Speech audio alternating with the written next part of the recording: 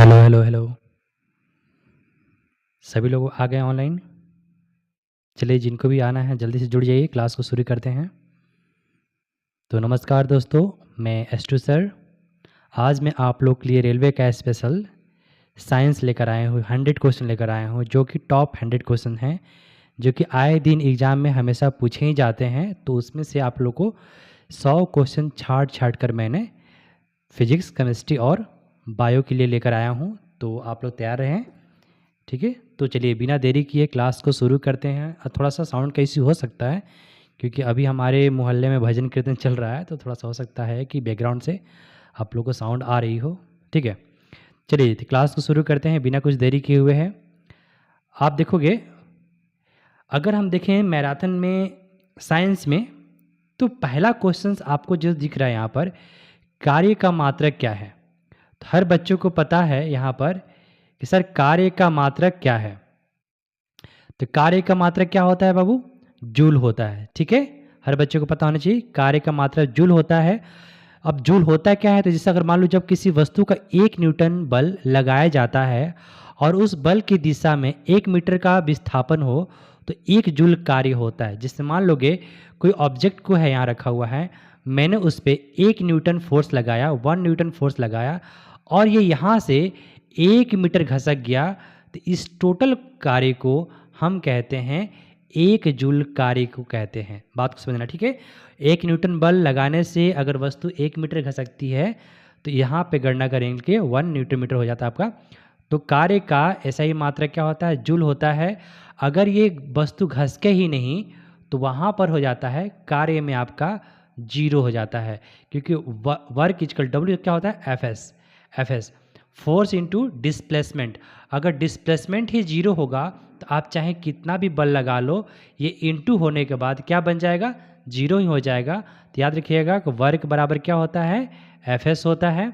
और वहाँ पर अगर एस मतलब डिस्प्लेसमेंट यानी विस्थापन, अगर कुछ दूरी तय ही नहीं करेगा, तो आपका बल लगाया हुआ कोई काम का नहीं रहेगा, इसलिए वर्क 0 होता है, ठीक है। उसका दूसरा क्वेश्चन है, प्रकाश वर्ष किसका मात्रक है। अब ये प्रकाश वर्ष क्या है? तो प्रकाश वर्ष दूरी का मात्रक है। ये मत समझ लेना कि प्रकाश वर्ष है तो लाइट का मात्रक या मात्रक नहीं, ये एक दूरी मापने का मात्रक है प्रकाश वर्ष।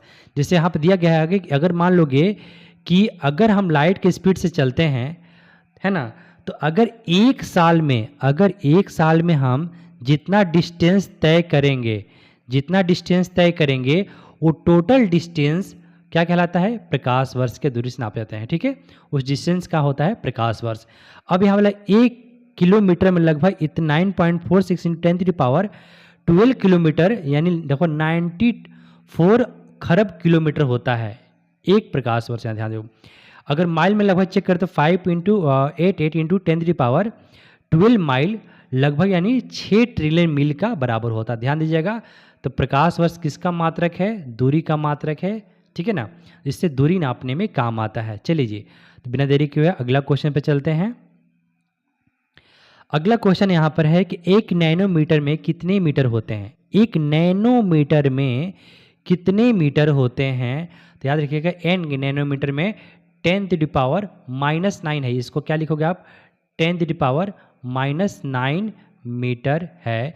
यानी इसी भाषा को लिख सकते हैं 1/1, 1 2 3 4 5 6 7 8 9।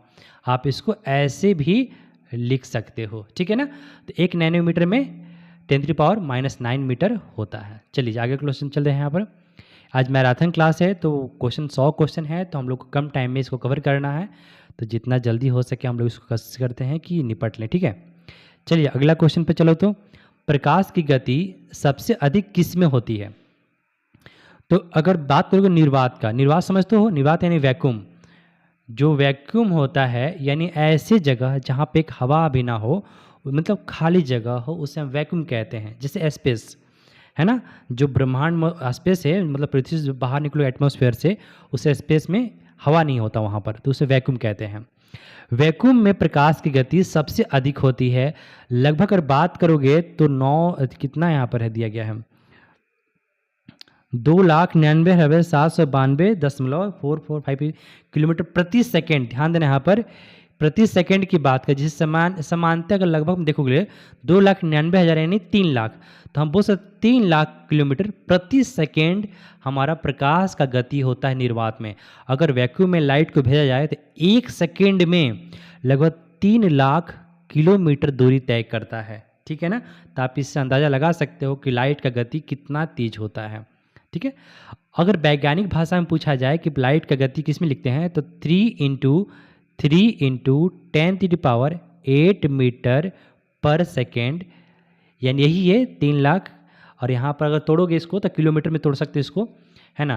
तो अगर किलोमीटर में पूछा जाए 3 × 10⁵ किलोमीटर पर सेकेंड होगा। ठीक है ना, तो दोनों बात को आप अच्छे से थोड़ा ध्यान दीजिएगा कि मीटर पर सेकेंड और किलोमीटर पर सेकेंड के हिसाब से भी पूछा जा सकता है क्वेश्चन आप लोग से। चलिए जी, तो क्वेश्चन को आगे बढ़ाते हैं। अगला क्वेश्चन यहाँ पर ध्वनि की चाल किसमें होना चाहिए था यहाँ पर। ठीक है, किसमें सबसे अधिक होता है, ध्यान दीजिएगा। ध्वनि की चाल सबसे अधिक ठोस में होता है ना। अगर हम बात करते हैं सॉलिड, लिक्विड और गैस के बारे में, तो जैसे जैसे आप इधर बढ़ते हो, जैसे जैसे आप इधर बढ़ते हो, ध्वनि की चाल धीरे धीरे घटते जाती है। ध्वनि की चाल धीरे धीरे क्या होती है, घटते जाती है, मिनिमम होते जाती है। क्योंकि सॉलिड रहता है तो उसमें ज़्यादा ट्रेवल करता है, लिक्विड रहेगा उसमें कम ट्रेवल करेगा, और गैस रहेगा तो उसमें सबसे कम ट्रेवल करता है ध्वनि की चाल। ठीक है ना, जैसे कि इसका अंदाज़ा लगा लोगे कि अगर एक ट्रेन पटरी पर चल रही है, आप कई किलोमीटर दूर से भी कान लगाओगे तो आपको ट्रेन की चलने की आवाज़ सुनाई देगी, लेकिन ऐसा गलती मत करना, मुंडी कट जाएगा। ठीक है ना, तो ऐसा गलती आप मत करना, बहुत एग्जाम्पल बस समझा रहे हैं। ठीक है, जैसे कि आप पहले बचपन में खेलते होगे ना कि एक माचिस का डब्बा लेकर उसके बीच में क्या रहता था, धागा बांधते थे, और यहाँ कोई बोलता था तो यहाँ सुनाई देता था। तो अगर धागा हटा दिया जाए तो ये सुनाई नहीं देगा, लेकिन दोनों भी माचिस का डब्बे के बीच में हम लोग एक सॉलिड यानी हवा तो है बीच में, लेकिन हवा से काम नहीं बन रहा था, तो मैंने धागा लगाया। धागा एक ठोस पदार्थ है जिस कारण ये आवाज़ ट्रेवल करने लगता है। ठीक है, तो ध्वनि की चाल सबसे ज़्यादा सॉलिड में, उसके बाद लिक्विड में, सबसे कम गैस में ट्रेवल करता है। ठीक है, चलिए अगला क्वेश्चन बात करते हैं। सौर ऊर्जा को विद्युत ऊर्जा में बदलने वाले यंत्र का नाम क्या है। मतलब सोलर से जो मिलने वाली ऊर्जा को विद्युत ऊर्जा में जो बदलता यंत्र है, उस यंत्र का नाम क्या है, तो सोलर सेल कहते हैं। जैसे आप देखोगे ना यहाँ पर, अगर मैं सोलर सिस्टम की बात करूँगा तो ये सूरज से आने वाले रोशनी को अपने ऊपर अगर यहाँ पड़ता है, तो यहाँ पर लगने वाले छोटे छोटे सेल होते हैं जो सोलर प्लेट में लगे होते हैं, ये सभी क्या करते हैं, सोलर से मिलने वाले, सूरज से ऊर्जा से मिलने वाले लाइट को ऑब्जर्व करके ये क्या करते हैं, एक बैटरी में स्टोर कर देते हैं। ठीक है ना, एक बैटरी में स्टोर कर देते हैं। तो यानी अगर हम यंत्र की बात करें, वो कौन है जो सौर ऊर्जा को किसमें विद्युत ऊर्जा में बदल देता है, तो उसका नाम क्या है, सोलर सेल। ठीक है ना, चलिए अगला क्वेश्चन चलते हैं।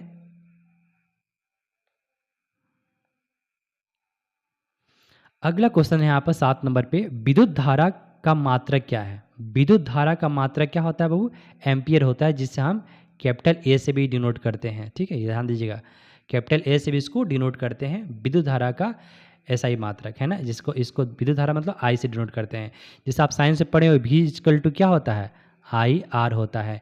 ये वोल्ट है, ये करेंट है, और ये रेजिस्टेंस होता है। ठीक है, तो इसको ध्यान दीजिएगा, कोई कोई क्वेश्चन इससे पूछता हुआ। तो विद्युत धारा का ऐसा ही मात्रक क्या होता है, एम्पियर होता है। प्रतिरोध का ऐसा ही मात्रक, ध्यान देना अभी, कि प्रतिरोध जिसको आर से डिनोट करते हैं, ये हमारा प्रतिरोध है, यही हमारा क्या है, प्रतिरोध है, जिसको हम डिनोट करते हैं ओम। ओम का साइन क्या होता है, इस तरह से। ठीक है ना, प्रतिरोध का साइन क्या होता है, कुछ इस तरह से। अगर इसको प्रतिरोधकता, इसका जस्ट उल्टा होता मोह कहते हैं। ठीक है ना, इसका मतलब प्रतिरोध का ओम है तो प्रतिरोधकता का मोह होता है। चलिए जी, अगला यहाँ पर लेंस की क्षमता का मात्रक क्या है। लेंस की क्षमता, जो आप चश्मा पहनते हो उसका जो क्षमता होता है, उसका मात्रक, उसको किसे में नापते हैं, तो उसको नापते हैं डायप्टर में। ठीक है ना, तो इसको कैपिटल डी से डिनोट करते हैं, ध्यान दीजिएगा बात को। तो जो आप लेंस चश्मा पहनते हो, चश्मा जो होता है आपका, उस चश्मा का कुछ पावर होता है, इस पावर को आप किस में नापते हो, डायप्टर में नापते हो। चलो जी, अगला क्वेश्चन पे चलते हैं। आकाश का रंग नीला क्यों दिखाई देता है। अब सब बच्चों को कन्फ्यूजन होता है, सर आसमान तो नीला होता है ना, अगर आप स्पेस में जाओगे तो आसमान काला दिखाई देता है, लेकिन आप सिंपली आप पृथ्वी से देख रहे हो तो आकाश का रंग नीला क्यों दिखाई देता है? तो प्रकाश प्रकीर्णन के कारण, ध्यान दीजिएगा, प्रकाश प्रकीर्णन के कारण हमारा आकाश का रंग, आसमान का रंग क्या दिखाई देता है? नीला दिखाई देता है।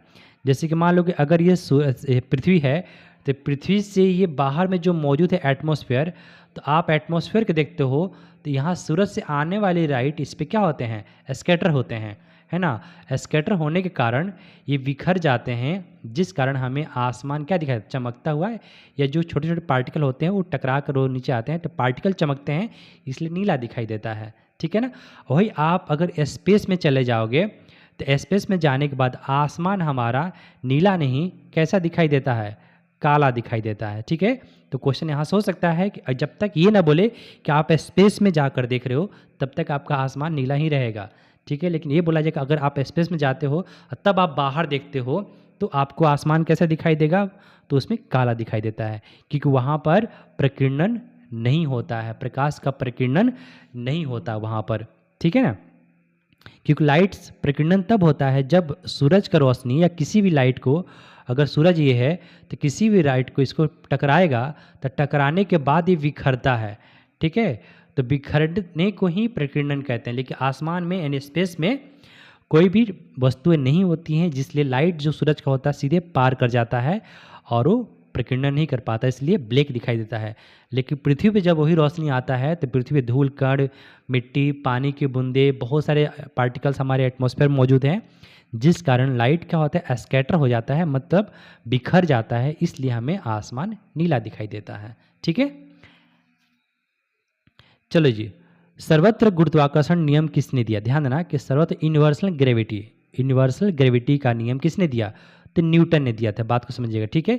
जैसे कैपिटल जी से डिनोट करते हैं, है ना, एक स्मॉल जी होता है। तो आप बताओ स्मॉल जी का वैल्यू कितना होता है? 9.8, ठीक है। स्मॉल जी का वैल्यू 9.8। आप मुझे बताओगे कमेंट बॉक्स में कि कैपिटल जी का मान कितना होता है, ठीक है। ग्रहों की गति का नियम किसने दिया था? तो ग्रहों की गति किसने दिया था? केपलर ने दिया था। इन्होंने ही ग्रह की गति के बारे में बताया था। चलो जी अगला क्वेश्चन देखते हैं। अगला क्वेश्चन यहाँ पर है, मानव के आँख, यहाँ पे छूट गया है, मानव के आँख के किस भाग पर प्रतिबिंब बनता है? ध्यान दीजिए, इंपॉर्टेंट क्वेश्चंस। तो ये बनता है रेटिना पे। जो भी प्रतिबिंब हमारे आँखों में बनता है, जैसे अगर मान लोगे कि ये हमारा आँख है, ऐसे ड्राइंग मेरा अच्छा नहीं है, थोड़ा ध्यान देना। तो ये अगर आँख है, यहाँ लेंस लगा है, ठीक है, तो यहाँ पर मौजूद होता है रेटिना, ठीक है, यहाँ रेटिना। और यहाँ से जो भी वस्तु के फोटो या लाइट आता है सीधे जाकर इस पर टकराता है, इस पर इमेज बनता है, और यहाँ से जो कुछ नर्व सिस्टम होते हैं ब्रेन तक पहुँचाते हैं, जिसे हम देखने का काम करते हैं, ठीक है। तो आँख में, मानव के आँख में किस भाग पर प्रतिबिंब बनता है? प्रतिबिंब का मतलब इमेज। जो भी आप कोई वस्तु देखते हो तो उस वस्तु को जिस हिसाब से देखते हो, आपको जो दिखाई देता है उसका छवि हमारे आँख पर बनता है। तो कहाँ बनता है? रेटिना बनता है। चलो जी अगला क्वेश्चन पर ध्यान रखोगे। प्राथमिक होना चाहिए था, ठीक है। प्राथमिक रंग कौन कौन से हैं? बच्चे कन्फ्यूजन है, सर प्राथमिक रंग होते क्या हैं? तो बहुत ध्यान, लाल, हरा, नीला, ये जो कलर होते हैं, इसी तीनों कलर को क्या कहते हैं हम लोग? प्राथमिक रंग के नाम से जानते हैं। चलो जी अगला क्वेश्चन में चलते हैं। बोला गया पानी में हवा का बुलबुला का व्यवहार करता है, कैसा करता है? ध्यान देना बात को। पानी में हवा का बुलबुला जो होता है, जैसे आप देखो कभी कभी पानी जो होता है, तो पानी जो पड़ता है, बारिश की बूंदें होती है तो गोल गोल गोल गोल बन जाता है, ठीक है, जमीन पर गोल गोल बनने लगता है। तो उसका जो व्यवहार होता है वो अवतल लेंस की तरह होता है। अवतल लेंस किसे कहते हैं? जिसका रिफ्लेक्टेड एरिया क्या हो? जिसका रिफ्लेक्टेड एरिया धंसा हुआ हो, उसे अवतल लेंस कहते हैं, ठीक है। तो अवतल लेंस के जैसा पानी का जो बुलबुला होता है, वो इंपॉर्टेंट क्वेश्चन है, पानी के बुलबुला जो होते हैं वो अवतल लेंस की तरह व्यवहार करते हैं। चलो जी अगला क्वेश्चन पे। खून का दबाव, ब्लड प्रेशर किस यंत्र से मापते हैं? बहुत लोगों का क्या होता है कि बीपी बढ़ जाता है तो मापने के लिए बहुत सारे यंत्र लगाते हैं। तो अगर ब्लड प्रेशर का यानी बीपी का मेजरमेंट करना हो तो किस यंत्र से मेजरमेंट करते हैं? तो उसका नाम है एस्फेग्नोमीटर, है ना, एस्फेग्नोमैनोमीटर होता है, ठीक है, जिसको हाथों में लगाकर कसकर हवा भरा जाता है, फिर वो मीटर बताता है ऐसे भी नरोन पुरुष का अगर देखा जाए तो 120/80 होता है। ठीक है, चलो जी अगला क्वेश्चन है शक्ति, यानी यहाँ पर छूट गया, शक्ति पावर का मात्रक क्या होता है? पावर का मात्रक क्या होता है? वाट होता है ना, जिससे हम क्या कहते हैं WHAT डबल टी। पावर का मात्रक वाट होता है। आवेश का मात्रक क्या होता है? आवेश का मात्रक न्यूटन पर सेकेंड होता है, न्यूटन पर सेकेंड होता है। ठीक है, प्रकाश का वेग कितना होता है? तो प्रकाश का वेग अभी मैंने बताया था 3.3 इंटू 10⁸ मीटर पर सेकेंड होता है। ठीक है, और ये किसकी बात हो रही है? ये किसकी बात हो रही है? वैक्यूम का, यानी ये बात हो रही है निर्वात में, है ना। तो प्रकाश की गति निर्वात में नापी गई है, 3 इंटू 10⁸ मीटर पर सेकेंड होता है, यानी 3 लाख किलोमीटर पर सेकेंड। चलो जी, विद्युत मोटर किस ऊर्जा को बदलती है? ध्यान देना, इंपॉर्टेंट क्वेश्चन है। विद्युत मोटर जो होते हैं वो किस ऊर्जा को किसमें बदलती है? तो ये विद्युत ऊर्जा को यांत्रिक ऊर्जा में बदलती है। विद्युत ऊर्जा मतलब अगर ये मोटर है तो हम इसको क्या देते हैं? बैटरी से प्लस और माइनस देते हैं तो ये घूमने लगता है। ठीक है, तो जब प्लस माइनस दिए हैं ये विद्युत ऊर्जा है, और जो घूमने लगा वो यांत्रिक ऊर्जा है। ठीक है, चलिए अगला क्वेश्चन चलते हैं। ऐसे भी क्वेश्चन बहुत ज़्यादा है और टाइम कम होता है, तो हम लोग कोशिश करते हैं स्पीडली पढ़ने का। ठीक है, चलो जी, सारे इंपॉर्टेंट क्वेश्चन है। चुंबकीय क्षेत्र की यूनिट क्या है? चुंबकीय क्षेत्र की यूनिट क्या है? तो टेस्ला है। ठीक है, कार्य करने की क्षमता को क्या कहते हैं? ऊर्जा कहते हैं। अभी मैंने बताया था ऊर्जा का परिभाषा। ठीक है, सापेक्ष का सिद्धांत किसने दिया था? तो आइंस्टाइन ने दिया था। ठीक है, और एक्सरे की खोज किसने की थी? रॉल्टन ने की थी। रेडियो एक्टिविटी खोज किसने की थी? हेनरी बैकुलर ने की थी। ठीक है ना, बात है सभी इंपॉर्टेंट क्वेश्चन ध्यान दीजिएगा। अब फास्ट थोड़ा चलेंगे। चुंबकीय क्षेत्र की यूनिट क्या है? टेस्ला। कार्य करने की क्षमता क्या कहते हैं? ऊर्जा। सापेक्ष का सिद्धांत किसने दिया? आइंस्टाइन ने। एक्सरे की खोज किसने की? रॉल्टन ने। रेडियो एक्टिविटी खोज किसने की? हेनरी बैकुलर ने। चलो अगला क्वेश्चन चलते हैं। द्रव्यमान संरक्षण का नियम किसने दिया? सर, द्रव्यमान संरक्षण के नियम क्या है? तो द्रव्यमान संरक्षण न बढ़ता है न नष्ट होता है। ध्यान देना, द्रव्यमान संरक्षण का नियम कहता है कि ना ही द्रव्यमान बढ़ता है और ना ही वो नष्ट होता है। ठीक है, जैसे कोई वजन का वस्तु है वो कभी नहीं बढ़ सकता है ना घट सकता है, द्रव्यमान हमेशा स्थिर रहता है। चलो जी अगला क्वेश्चन है, लिफ्ट में व्यक्ति का भार कब अधिक होता है? जब व्यक्ति ऊपर त्वरित रूप से एक्सेलरेशन फॉर्म में ऊपर जा रहा होता है तो उस समय उस व्यक्ति का भार बढ़ जाता है, और जब व्यक्ति नीचे आता है तो उसका भार ऑटोमेटिक गिर जाता है ना, मतलब घटने लगता है। एक क्वेश्चन है यहाँ पर कि व्यक्ति जो होते हैं उनका भार अचानक से गिर जाए, शून्य कब होता है? सिंपल सा आप मुझे बता सकते हो कमेंट बॉक्स में। वस्तु अगर कोई ऑब्जेक्ट है लिफ्ट में है उसका भार शून्य कब होगा? ठीक है, पानी की बूंदे गोल क्यों होती है?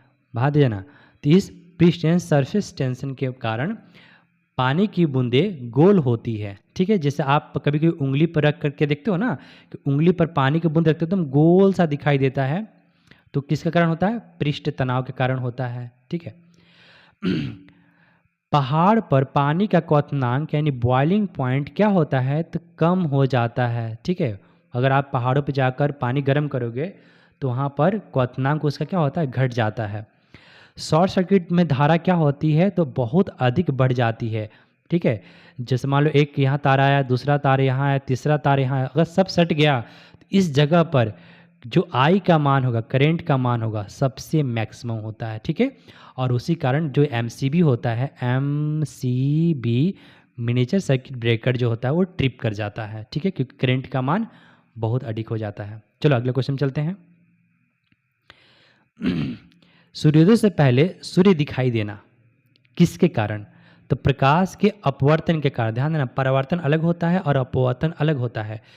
तो सूर्योदय से पहले सूर्य दिखाई देना, जैसे आप कभी कोई देखोगे कि मान लो कि ये पृथ्वी है और सूरज यहाँ है, सूरज यहाँ पे है और आप यहाँ खड़े हो तो आपको दिखाई नहीं देना चाहिए, लेकिन सूरज ये अपने जगह से उठा हुआ दिखाई देता है। सूरज आपको यहाँ नहीं है, यहाँ है, लेकिन आपको यहाँ दिखाई देगा, जिस कारण आप यहाँ पे देख सकते हो। तो सूरज उठने से पहले दिखने से पहले भी दिखाई देता है, किसके कारण? प्रकाश के अपवर्तन के कारण, ठीक है।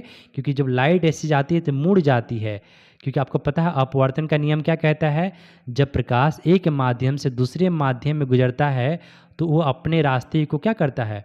मुड़ जाता है। इसी नियम कहते हैं प्रकाश के अपवर्तन। अगर कोई लाइट किसी माध्यम पर जाकर टकरा कर फिर वापस कहीं और चला जाए, पार ना हो, तो उसे कहते हैं परावर्तन, ठीक है। और पार हो जाए तो उसे कहते हैं अपवर्तन।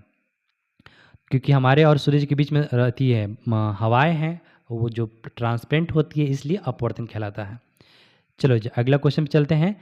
धूप में चश्मे की क्षमता क्या होती है? जीरो डायोप्टर हो जाती है। ध्यान देना, धूप में जो भी चश्मा आप लगाते हो ना, तो उसकी क्षमता पूरी तरह से खत्म हो जाती है, उसे जीरो डायोप्टर कहते हैं। फाइबर ऑप्टिकल्स किस सिद्धांत पर कार्य करते हैं? तो पूर्ण आर्तनिक परिवर्तन। अब ये फाइबर ऑप्टिक्स क्या होते हैं? तो आजकल जो भी इंटरनेट आप चला रहे हो, घर पे बैठे बैठे वाईफाई ले रहे हो, है ना, तो उसमें जो वायर यूज की जाती है, उसमें आपको फाइबर ऑप्टिकल्स यूज की जाती है। और उसके अंदर पूर्ण आर्तनिक परिवर्तन, जैसे आप मान लो, सिंपल समझ लो कि ये वो तार है ना, फाइबर है, और इसके अंदर हम लाइट भेजेंगे तो लाइट क्या होगा? टकराते हुए अंदर अंदर ही जाता है और बहुत फास्ट जाता है, क्योंकि अभी आपने देखा कि लाइट का स्पीड बहुत तेज़ होता है। इसलिए फाइबर ऑप्टिकल्स का यूज करते हैं हम लोग कनेक्टिव स्पीड डाटा को ट्रांसफ़र करते समय, नेट चलाते समय, ठीक है। अब देखो यहाँ पर परमाणु बम किस सिद्धांत पर कार्य करता है? तो इस कहते हैं यहाँ पर नाभिकीय विखंडन के रूप में परमाणु सिद्धांत काम करता है। और हाइड्रोजन बम होता है नाभिकीय संयोजन के। ध्यान देना, दोनों इंपॉर्टेंट में, परमाणु बम नाभिकीय विखंडन और हाइड्रोजन बम नाभिकीय संयोजन के सिद्धांत पे कार्य करता है, ठीक है। आगे बढ़ें। अगला क्वेश्चन है, आधुनिक आवर्त सारणी जो होता है किसने दी थी? ठीक है, ये बहुत बार इंपॉर्टेंट एक क्वेश्चन है, बहुत बार एग्जाम में पूछा गया है। आधुनिक आवर्त सारणी मोजल ने दी है ना, मोजले ने दी थी। मोजले साहब जो थे, बहुत सारे साइंटिस्ट लोग आए, रदरफोर्ड भी थे, जेम्स भी थे, ये सभी लोग अपना अपना क्या किया? सिद्धांत दिया, जिसमें अभी जो आपको मॉडर्न पीरियड टेबल चल रहा है, इसमें मोजले साहब का बहुत ज़्यादा हाथ है, ठीक है। सबसे हल्का तत्व कौन सा है? तो हाइड्रोजन है, ठीक है। और आप मुझे बताओगे हाइड्रोजन का एटॉमिक नंबर कितना होता है, ठीक है, और इसका एटॉमिक मास भी कितना होता है? दोनों आपको कमेंट बॉक्स में आंसर देना है। हाइड्रोजन के एटॉमिक नंबर और एटॉमिक मास दोनों बताने हैं, ठीक है। चलिए, अभी तक किसी का नहीं आया कमेंट, जल्दी से करिए। चलिए अगला क्वेश्चन बढ़ते हैं। सबसे हल्की अक्रिय गैस क्या? अक्रिय गैस कौन सी है बाबू? तो हीलियम है ना। इसका एटॉमिक नंबर कितना होता है? हाइड्रोजन के फर्स्ट होता है, मैंने बता दिया। आपको मास बताने हैं। हाइड्रोजन 1 पे आता है, हीलियम 2 नंबर पे आता है, ठीक है। आपको बताना होगा कि इसका एटॉमिक मास कितना है ना। दोनों का, हाइड्रोजन का भी एटॉमिक मास, हीलियम का भी एटॉमिक मास बताना है, ठीक है। पानी का पीएच मान कितना होता है? पानी का पीएच मान कितना होता है? तो 7 होता है, ठीक है। और पानी का जिसका भी पीएच मान 7 हो जाए, वो उदासीन होता है। जैसे कि आप पीएच स्केल पे ध्यान दोगे तो पीएच स्केल में यहाँ पर 1 2 करते करते 7 होता है, फिर यहाँ पर 14 होता है, तो ये उदासीन होता है। इधर आओगे तो एसिड होगा, ठीक है, और इधर जाओगे तो बेस होगा, ठीक है। तो जितना नंबर कम होता है, पीएच वैल्यू का मान जितना कम होगा उतना ही एसिडिक होगा, और जितना मान बढ़ेगा उतना ही क्या होगा? बेस होगा, है ना। अम्लीय और क्षारीय जिसे पढ़ते हो। नींबू के रस जो होते हैं उसके पीएच मान कितने होते हैं? 2.2 से लेकर 2.4, यानी ये अम्लीय होते हैं। चलो अगला क्वेश्चन चलते हैं। कांच पर लिखने के लिए किस अम्ल का उपयोग करते हैं? ध्यान देना, जो कांच पे बहुत जगह लिखाया जाता है, तो कांच पे लिखने के लिए किस अम्ल का उपयोग करते हैं? तो हाइड्रोलिक अम्ल का उपयोग करते हैं। हाइड्रोजन की खोज किसने की? कैवेंडिश ने की, ठीक है। ऑक्सीजन की खोज किसने की? पुस्टले ने की। लोहे पे जंग लगने लगना कैसा परिवर्तन है? तो रासायनिक परिवर्तन है। रासायनिक परिवर्तन किसे कहते हैं? जो वापस ना बदला जा सके, मतलब उसको रिवर्स ना कर सको। जैसे सब्जी का बनना भी क्या होता है? रासायनिक परिवर्तन। दही की जमना भी क्या होता है? रासायनिक परिवर्तन, क्योंकि दही जम जाने के बाद फिर वापस दूध नहीं बना सकते हैं, इसलिए रासायनिक परिवर्तन कहते हैं। ठीक है। स्टेनलेस स्टील में क्या होता है? तो लोहा होता है, क्रोमियम होता है और निकेल होता है। ये आपका एनटीपीसी में क्वेश्चन पूछा गया है कि स्टेनलेस स्टील को निर्माण में कौन कौन से पदार्थ मिलाया जाता है? तो लोहा है, क्रोमियम और निकेल मिलाया जाता है। ठीक है, अगला क्वेश्चन चलते हैं। पीतल किसकी मिश्र धातु है? तो ये पीतल किससे बना होता है? तांबा और जस्ता से बनाया जाता है। कांसा यानी ब्रॉन्ज किसकी धातु है? तो तांबा और टीन से मिलाया जाता है। हीरा और ग्रेफाइट क्या है? तो एक तरह कार्बन के अपरूप हैं। ठीक है। एलपीजी का मुख्य घटक कौन है? ब्यूटेन और प्रोपेन। ये इंपॉर्टेंट क्वेश्चन है, ध्यान दीजिएगा। ठीक है। तो आपको एलपीजी में मुख्य घटक कौन मिलेंगे? ब्यूटेन और प्रोपेन मिलेंगे। गोबर गैस है ना, गोबर गैस के मुख्य घटक कौन है? तो मीथेन है। ठीक है, इस बात को याद रखिएगा। चलो अगला क्वेश्चन चलते हैं। दूध कैसा मिश्रण है? तो दूध कैसा है? कोलाइडल मिश्रण। कोलाइडल मिश्रण क्या होता है? आप लोग पढ़े होगा ना कि जब लाइट पास होता है तो पूरी तरह से पास नहीं होगा, आंशिक रूप से पास होता है, उसे कोलाइडल कहते हैं। ठीक है। आतिशबाजी में हरा रंग किसका होता है? जैसे आप पटाखा फोड़ते हो ना, तो उसमें हरा रंग जो निकलता है वो किसके कारण होता है? बेरियम के कारण, क्योंकि उस पटाखे में बेरियम मिलाया जाता है। आतिशबाजी में जो लाल रंग होता है वो किसके कारण? एस्टोडियम के कारण होता है। ठीक है। सोना किस में घुलता है? एक्वा रेजिया जो है ना, अगर आप उसमें डालोगे तो सोना उसमें घुल जाएगा। सोडा वाटर में गैस है ना, कार्बन डाइऑक्साइड होता है। जो सोडा वाटर आप पीते हो ना, उसमें ढकार जो मारते हो, एक्चुअली में क्या होता है? वो कार्बन डाइऑक्साइड ही होता है। चलो अगले बढ़ते हैं।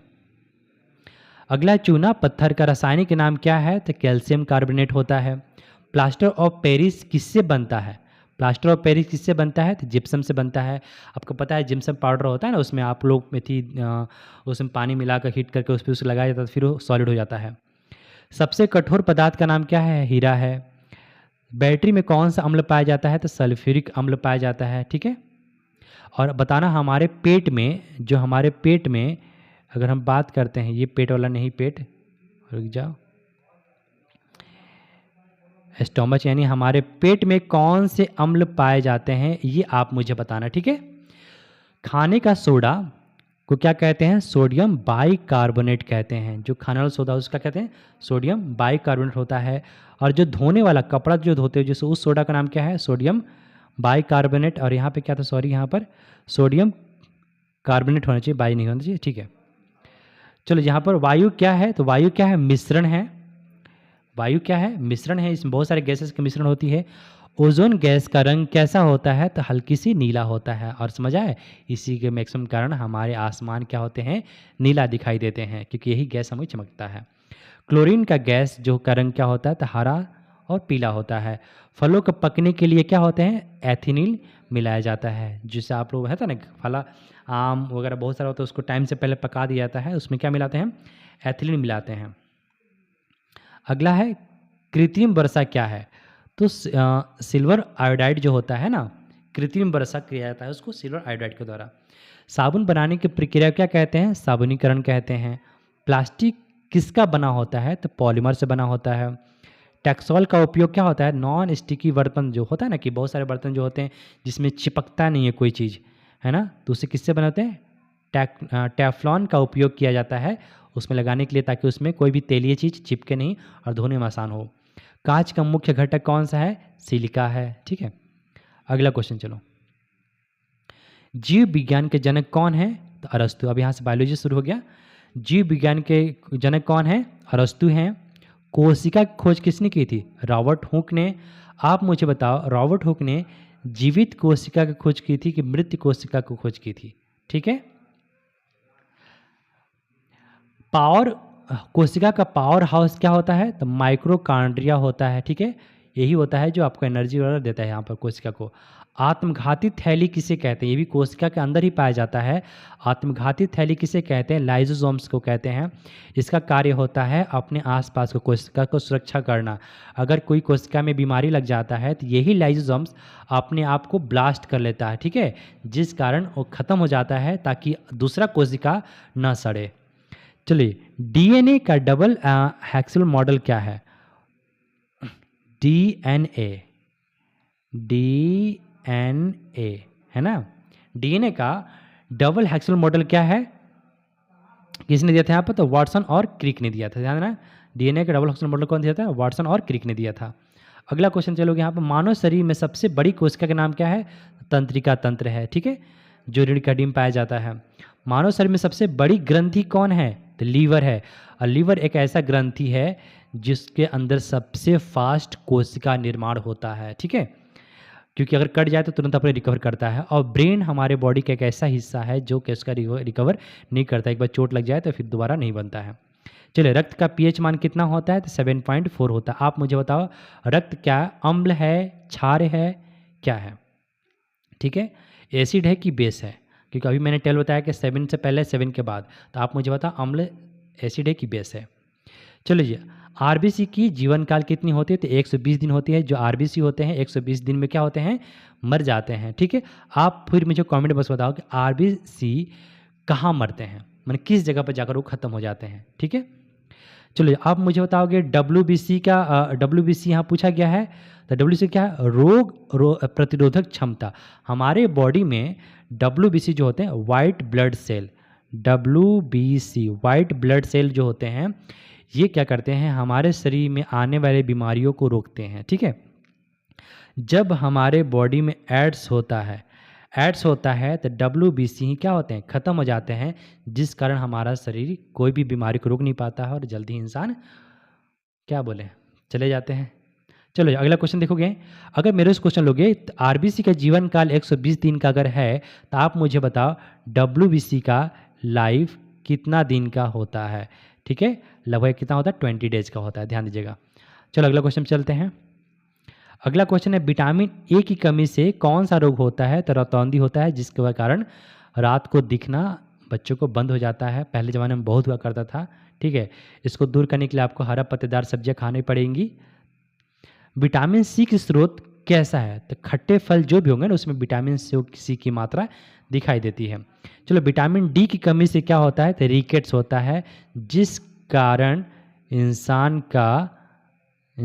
का हड्डी जो होता है वो क्या होता है, कमज़ोर हो जाता है। हड्डी क्या होता है, कमज़ोर हो जाता है। मानव शरीर में हड्डियाँ की संख्या कितनी होती है, 206 में होती हैं। अगर मैं बात करूँ नवजात का तो लगभग कितने होते हैं, 300 होते हैं। जैसे जैसे उम्र बढ़ती है वैसे वैसे हड्डियों की संख्या कम क्यों होती है, क्योंकि कुछ हड्डियाँ जुड़ने लगती हैं। चलो, सबसे लंबी हड्डी जो होती है फीमर की होती है, जो कहाँ पाई जाती है, जांग में पाई जाती है। अगला क्वेश्चन पे, सबसे छोटी हड्डी का नाम क्या है, स्टेपिस है, जो कान के अंदर पाई जाती है, ईयर ड्रम के बगल में होती है।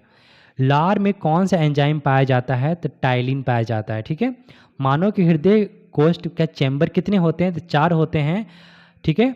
जो अभी कोकरोच सब हो रहा है ना, तो अभी कोकरोच के अंदर कितने होते हैं, लगभग 13 ठो ब्लॉक होते हैं, चैम्बर होते हैं, 13 चैम्बर होते हैं, इसलिए कोकरोच मरते नहीं हैं, है ना। इंसान के अंदर 4 होते हैं तो कोकरोच के अंदर 13 होते हैं, ठीक है। रक्त समूह ब्लड ग्रुप की खोज किसने की थी, लैंडस्टेनर की थी। जो ब्लड ग्रुप होता है ना, A positive, B positive, A B negative जो भी होता है। अगर यहाँ पर नेक्स्ट बात करेंगे, सरदाता मतलब ऐसा यूनिवर्सल डोनर किसे कहते हैं, ओ निगेटिव, है ना। ओ निगेटिव जिसका ब्लड ग्रुप होगा वो सभी को ब्लड क्या कर सकता है, डोनेट कर सकता है, दे सकता है। और सभी से ले कौन सकता है, यूनिवर्सल रिसेप्शन कौन सा है, सर्वग्राही कौन है, तो ए बी पॉजिटिव, है ना। ए बी पॉजिटिव जो होंगे वो क्या होंगे, सभी से ब्लड ले लेंगे, ठीक है। और जो बी ओ निगेटिव होंगे वो ब्लड सभी को दे सकते हैं। प्रकाश संश्लेषण फोटोसिंथेसिस जो होते हैं हमेशा दिन में होता है, रात को जस्ट इसका रिवर्स होता है, क्योंकि फोटोसिंथेसिस जो होता है दिन के समय, है ना, ऑक्सीजन को क्या करते हैं, ऑक्सीजन रिलीज करते हैं, और यहाँ पर CO2 क्या करते हैं, CO2 लेते हैं। और रात का समय जस्ट क्या होता है, रात का समय जस्ट उल्टा होता है ना। उल्टा कब होता है, रात में जस्ट उल्टा हो जाता है। पौधों में खाद्य पदार्थ का वहन कौन करता है, उसका नाम क्या है, फ्लोएम, ठीक है। और जल का परिवहन कौन करता है? जाइलम। ध्यान देना, जो पौधे होते हैं ना, तो जो पौधे होते हैं, पौधे में खाना को जड़ से, मतलब यहाँ पर खाना को पूरा पत्तियों से लेकर पूरा जड़ तक पहुँचाने का काम फ्लोएम का होता है। और जाइलम क्या करता है? पानी लेकर जाता है और खाना लेकर कौन आता है? फ्लोएम। ठीक है। मूंगफली का टीका से मूंगफली का टीका रोग क्या होता है? तो इसको कहते हैं कॉवक्स होता है। ठीक है। अगला क्वेश्चन देखोगे, दूध में प्रोटीन जो होता है किसका, कैसिन कारण होता है? दूध से दही बनने के कारण क्या है? तो लैक्टोबैसिलस जो बैक्टीरिया होते हैं ना, वो दूध को दही में कन्वर्ट कर देते हैं। ध्यान देना कि जो दूध होता है ना, उसमें थोड़ा सा दही मिला दोगे तो उसमें लैक्टोबैसिलस नामक बैक्टीरिया होते हैं जो क्या करते हैं? दूध को दही में कन्वर्ट कर देते हैं। मानव शरीर में सबसे व्यस्त अंग कौन सा है? तो हृदय है। यही है जो 24/7 आवर अपने काम करते रहता है। ठीक है। ये रुक गया मतलब इंसान भी रुक गया। चलो, डीएनए में कौन सी शर्करा पाई जाती है? तो डीऑक्सिराइबोज जो होते हैं ये डीएनए के अंदर पाए जाते हैं शर्करा ग्रुप में। अंतःस्रावी ग्रंथि का नाम बताना क्या है? तो थायराइड एक अंतःस्रावी ग्रंथि है। अगला क्वेश्चन पे देखोगे, चलो जी, तो क्वेश्चन ही खत्म हो गया। तो आज हमने 100 हमने प्रश्न क्या किए? आपके सामने रखे हैं, और सभी का सभी PYQ है ना, प्रीवियस ईयर क्वेश्चन के सभी थे, और सब के सब इम्पोर्टेंट हैं। ठीक है, सब के सब इम्पोर्टेंट क्वेश्चन थे। तो आपको क्या करना है, इस सभी क्वेश्चंस को एक बार अच्छे से जाकर देख लेना है, फिर दोबारा याद कर लेना है। ठीक है, ताकि आने वाले एग्जाम में ये क्वेश्चन कभी ना छूटे।